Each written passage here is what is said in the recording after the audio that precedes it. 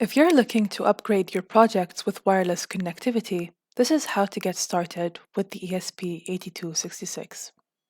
In this video, we will be briefly covering what an ESP8266 board is, the different variants of the ESP8266 board, different use case and applications for using this board, and finally, we will be taking a look at how to program your first simple project.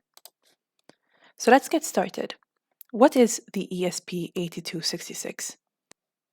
The ESP8266 is a system-on-chip, Wi-Fi microchip for Internet of Things applications produced by Espressif Systems.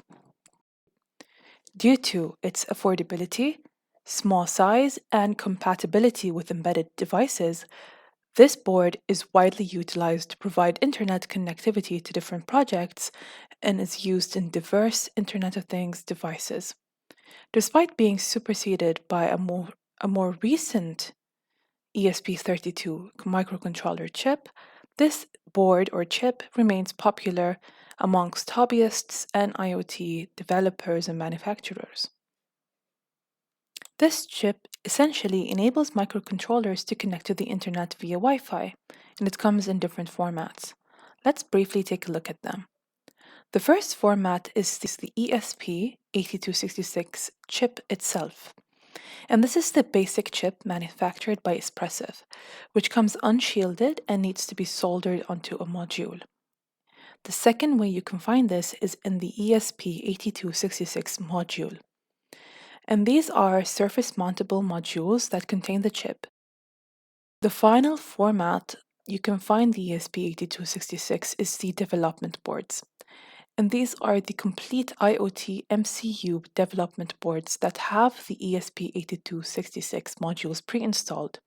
And they're the most common, used by developers and hobbyists to create different projects. And this is the one that I will be using and focusing on in this video. Development boards are produced by several different manufacturers, and the specifications differ between models. For example, this chip can either use, or this development board can either use the CP210 variant of the USB driver chips or the CH340 chips. You can check which one you have by taking a look at the chip next to the voltage regulator on the board and checking its name. In this video, we will be working with the ESP8266 board that has the CH340 chip. It's always a good idea to check if your computer can recognize the ESP8266. If it doesn't, then you may want to install the appropriate driver.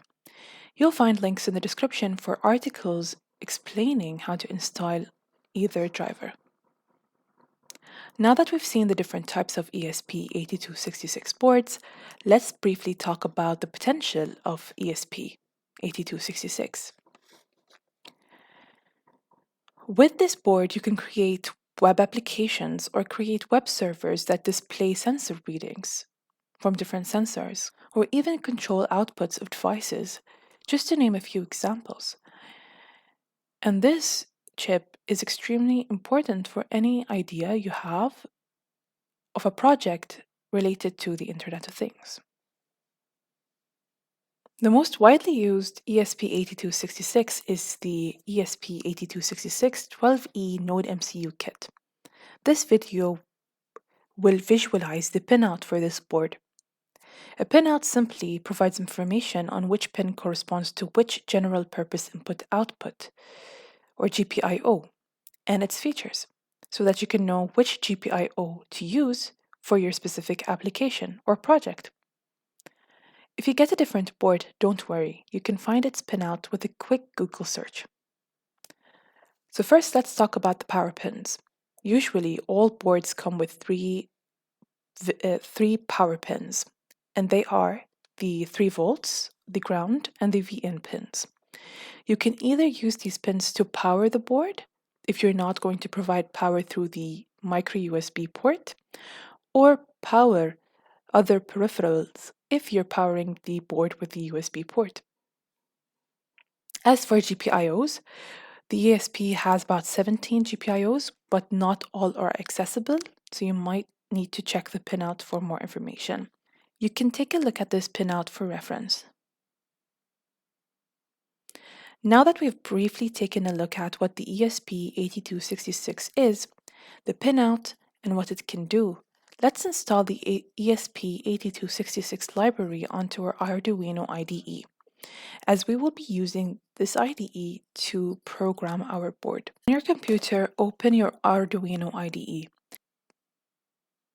On the top right, click on File, then click on to Preferences. In the Preferences window, enter the following URL into the Additional Boards Manager URLs field. You'll find this URL in the description. Click OK. Then navigate over to Tools and click on Board. Click on Board Manager and search for the ESP8266. Install the ESP8266 by the ESP8266 community. After installing and ensuring that it has been installed, restart your Arduino IDE by closing and reopening it. So let's test our installation by running a very simple first project. The tools you will need is your ESP8266 board with a micro USB to USB cable and your Arduino IDE, the one that you've already installed ESP8266 library onto. And this tutorial assumes that you are using a Windows PC. Now, if you have the drivers installed, you can go ahead to your sketch and open an example from the basics, which is the Blink program.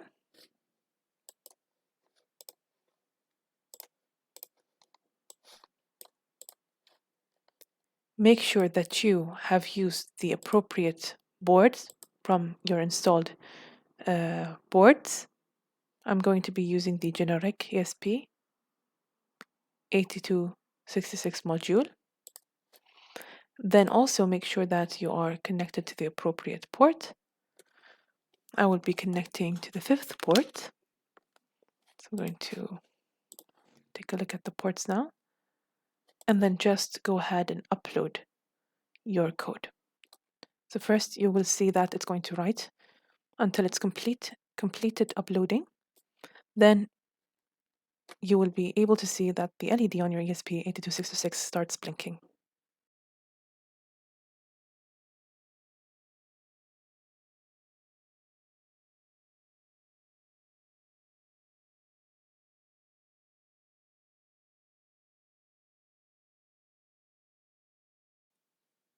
This section is related to troubleshooting. If you have some issues with your ESP8266, keep on watching to identify the type of issue you may be facing.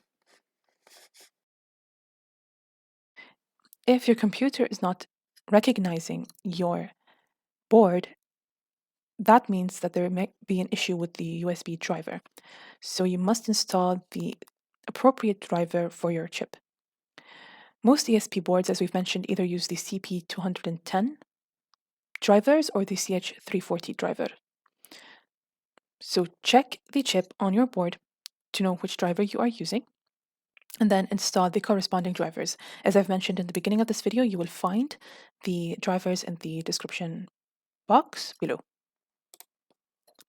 If you've encountered a fatal ESP tool.py error, the most common reason I've found is that you're probably using a charge-only cable and not a data cable.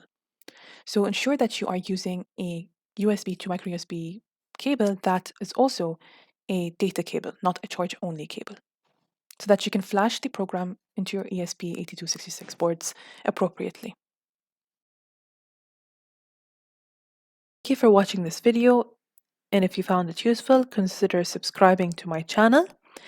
Or if you'd like to support me, you can do so through Patreon, which you can find in the description below. Stay tuned for the next video, and as always, thank you for watching.